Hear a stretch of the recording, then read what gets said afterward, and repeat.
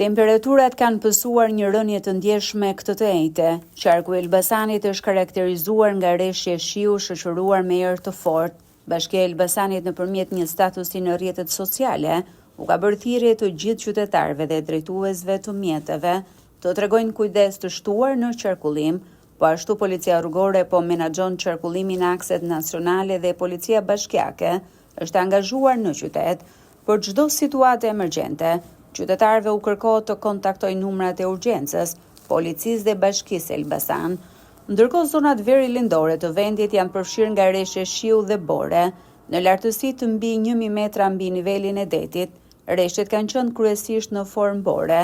Njësitë administrative të thella si Shishtaveci, Zapoti, Topojani, Gryqçaji, Areni dhe Kalisi janë zbardhur nga bora, duke sjellë një pamje të vërtet dimërore.